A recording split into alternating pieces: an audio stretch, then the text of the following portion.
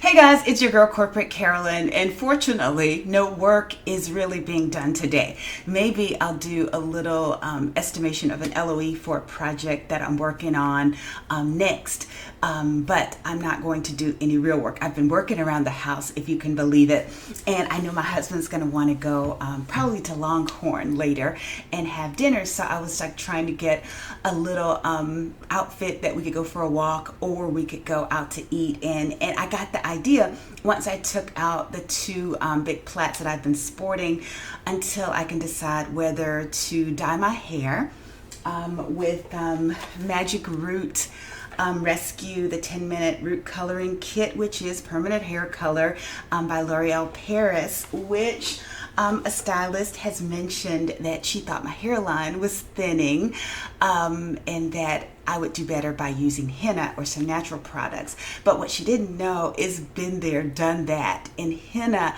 will take up your Saturday, and then you could get stuck in the infinite loop that is YouTube, where then you'll start talking to someone and they'll say, well, see, the one that I use, it didn't take 4 hours. And then you mention the brand that you're using, and then they say, well, see, there's no way for henna to really be black. Artificial things are put in. YouTube will drive you crazy if you let it. And so what I've had to do at 58 is realize that once you find something that works for you and you are happy with the results, then you have to let it ride and just go with that and ride that thing till the wheels fall off, unless you see something that makes you want to change. And see, what that lady doesn't know, and you have to know you better than anyone else, especially if you're going to open yourself up to criticism by being on YouTube. That's what you're doing. You're sharing your life. You're opening yourself up for comments, unsolicited advice, critiques, all sorts of things. That's what I think celebrities forget. Don't put your kids out on YouTube if you don't think that people are going to give you crazy comments. But anyway, I digress. What she doesn't realize is that, my hairline is really crazy and it comes down really low, but it's not been like long hair just shooting out from my edges, as you're getting ready to see as I talk a little bit about my hair care journey. But as I was saying, the reason my hair is out is, one, because my husband likes to see it, and two, because whatever I decide to do, I'm going to have to, have it unplaited, detangle it, and, have it relatively loosened up in order to even shampoo it. So the choice would be either the 3 boxes of this, which is intended just to do like your edges and your roots, but I do it all over. It's worked. It doesn't seem to be harmful.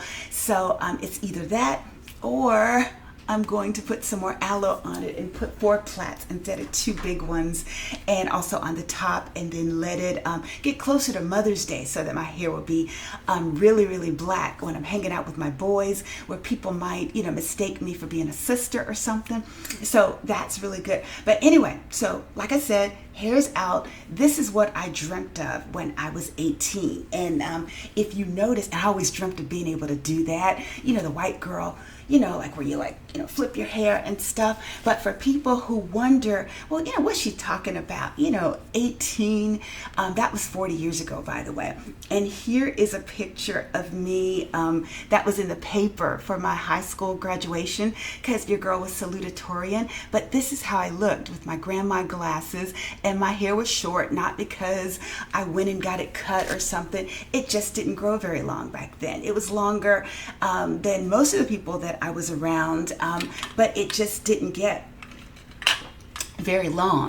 So anyway, so all my life, as Oprah would say, I had to fight, to try to get my hair to be a longer length. And so the funny thing is, once I got pregnant back in 1993, because my first son was born in 94.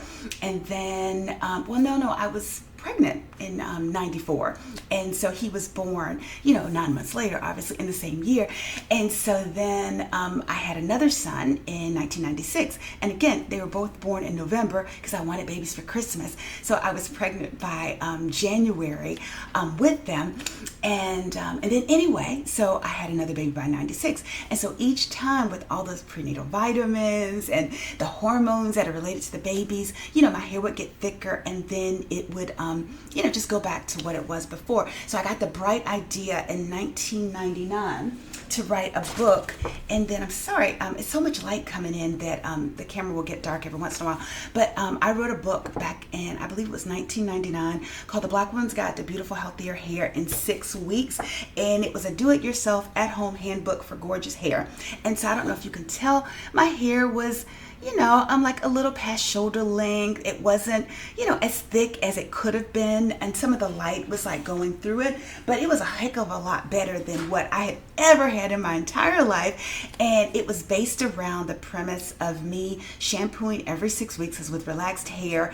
Obviously, it was a lot easier to maintain. And so like I would rotate different shampoos and conditioners based on all the conflicting information that you would get from people. Oh, you got to use cholesterol. You got to use protein, you got to have a hot oil treatment, and they would just have all these different things, and it was just enough to drive you crazy. So going to Sally's, I wound up having a boatload of products, and so I would use one week one, another set week 2, 3, 4, 5, 6, and I would share all of that. And a lot of it was kind of repetitive because I do the same thing every week. Then I came up with this thing called the air drying method, where I could dry my hair in a ponytail method, I called it, where I could air dry my hair in a ponytail without blow drying it, and then it would be straighter or just as straight as you would with a blow dryer. And then I would use the Caruso steam hair setters that only took like about 5 minutes, added moisture, wasn't dry heat, so naturally my hair started growing, but it still wasn't as full as I'd like it to be.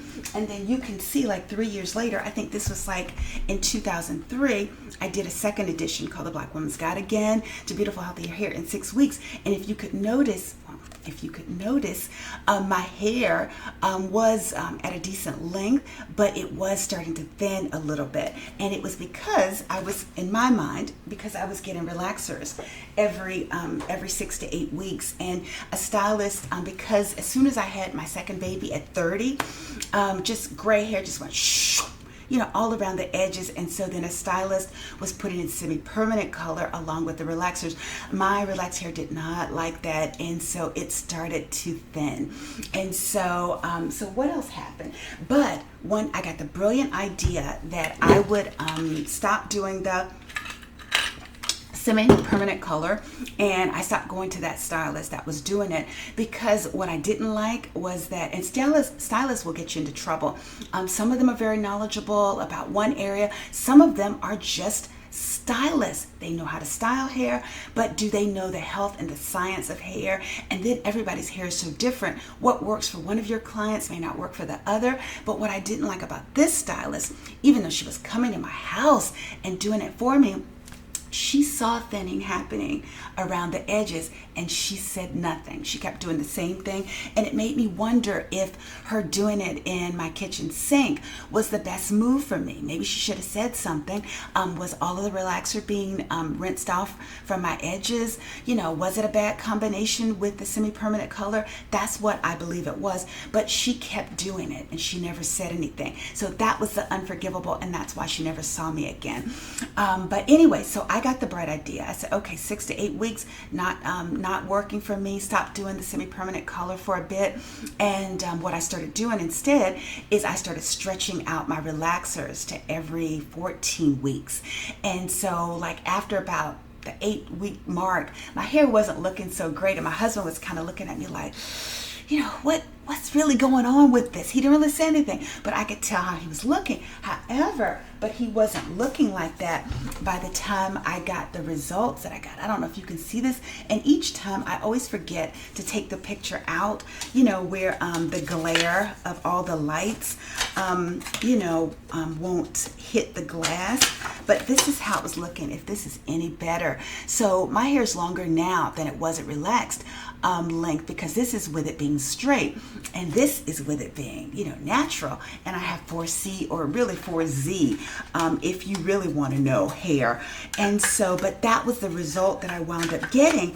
And so my hair was really, really the healthiest that it had ever been in my entire life. And it was getting fuller. And so I was really excited. I was loving life. But of course, as soon as you get something going, life changes on a dime. Kids start getting older, you start getting busier, you're in sports.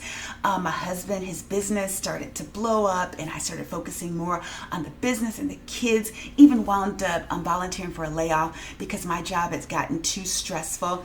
And so, also I forgot to mention, here's another picture that happened while I was after I did the book, the second edition. My hair I always keep doing that. The hair was relaxed, and so it was longer, but it wasn't as thick as as I wanted it to be. But and the reason this is so big is not because I'm vain, but because it was an offer, I think, at one of these portrait places that you can find in the mall, and they did the pictures that I would do for cover photos and things, and so that's why it's so big, and it's in our basement.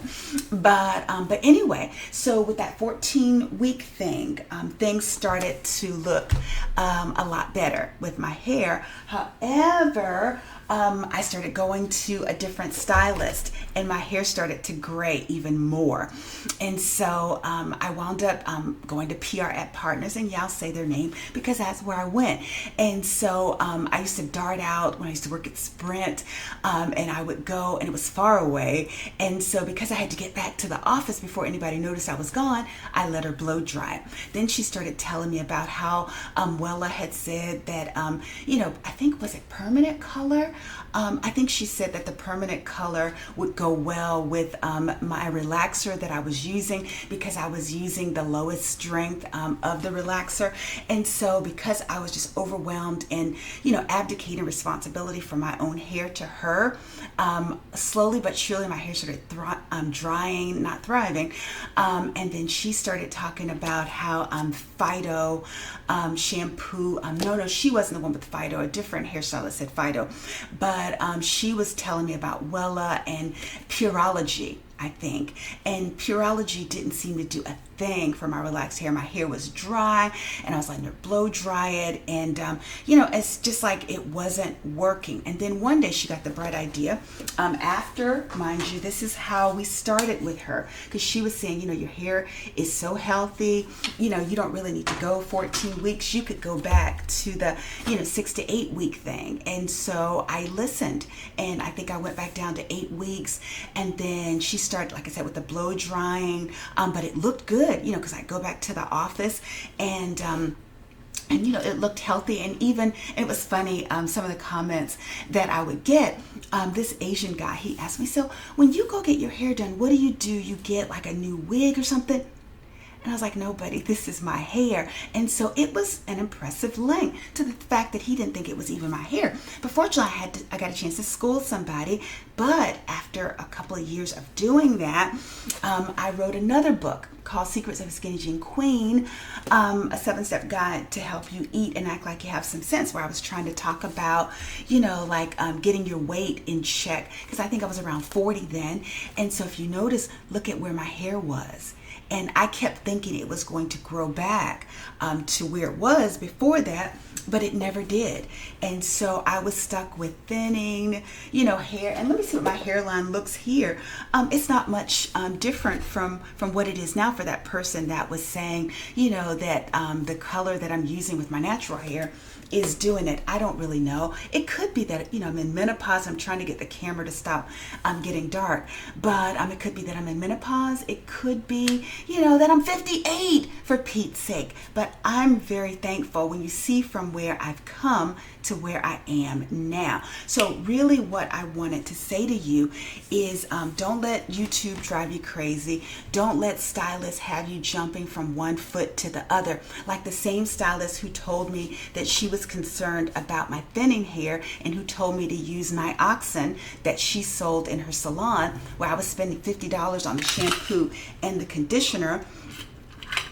And then when I started talking about, how my natural hair was drier, she was saying, well, you got to use the right shampoos. If I had $1 for every time someone told me I needed to use the right shampoo, the right conditioner, I would be very, very wealthy. And then I said, but you're the one who told me to use Nioxin. Oh, well, see, that's not for regular use. But then why don't you recommend what you think my particular hair needs? And then when a person says, oh, well, your hair would probably, have some curl definition, all you need to use is mousse. And I'm like, well, that might work for you, but that doesn't work for me. And that same stylist put mousse on my hair and said, why don't we just do, a wash and go? And I said, wash and go doesn't really work for the style of hair that I have. And she did a wash and go, and I washed and went, and I got home, and my husband and my sons were like, your hair looked better when you left than it did when you came back. And they were right. And the stylist and we kind of got into it because I was really upset, and I never saw her again. And so I don't think I did start going to the hair cuttery, wound up with trouble with that, tried to get a texturizer because my hair before the whole aloe thing, which can be drying, which is why I use butters and oil on top of it. I don't just put aloe on my hair by itself. You got to check out those videos where I have the game changer, part 1, part 2, part 3. That'll tell you exactly what I'm doing in order to keep the aloe from drying my hair out, which is how I've gotten it to the really long length that it's gotten. It's not that, oh, it's just that she's natural and she doesn't use a relaxer. No, I had to do some other things. And then even I was amazed at how fast that it started growing. So anyway, then I go to hair cuttery, and then they say, well, we can do, like a light, relaxer that will loosen up the curl pattern. It loosened it up so much that it looked pretty much relaxed. I was like devastated, and I haven't seen them since. So now only I touch my hair, no one else. I'm responsible at the end of the day. I'm the captain of this ship. And sometimes if you can't get the results that you want, like if you're in the South, you might have a good stylist that knows your hair, that can care for it. But in a lot of metropolitan areas, it's really kind of hard to find somebody who doesn't just style it. And the funny thing is, like in my area, there's a stylist I used to go to years ago, and in their advertisement, they're mainly showing them putting weaves, extensions, wigs. It's very little focus on caring for your natural hair.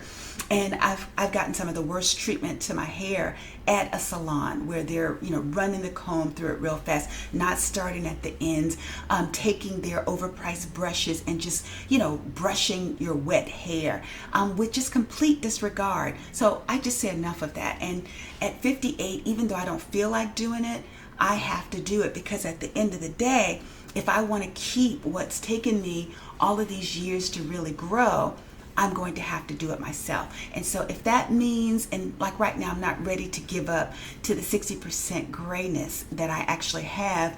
If I want to keep dying like that, I'm going to have to take care of it on a regular basis, and and just really just do what I know to do. And so I'm very thankful for where it is. I'm not where I was before, and so no one's going to get me to change, because as soon as you start changing, like say if I listen to that stylist and switch back to henna, and then next thing you know, the moisture balance that I've gotten with the moisturizing products that I told you guys about, all of a sudden those may not work. Then I'll be back on that roller coaster again with the product junkie foolishness, trying different things, trying to get something that works. So right now, I have something that works. So that's what I encourage you to do in your journey. Find what works for you. Take what everybody else says, even me, with a grain of salt, and figure out what actually works for you. And like I said, I don't think my hairline is doing too badly for a 58-year-old chick. But anyway, hopefully that helps answer some questions that you guys might have had after I've done this series on how my hair is fuller, healthier, and longer at 58 than it was at 18. If you have any questions, let me know. And for the person who asked me to go back and list the products that I use for moisturizing in the description, I'm going to get on that this weekend, I promise. But anyway, hopefully that helps you guys. And if you have any questions, let me know. But until then, have a good one. Take care. Bye-bye.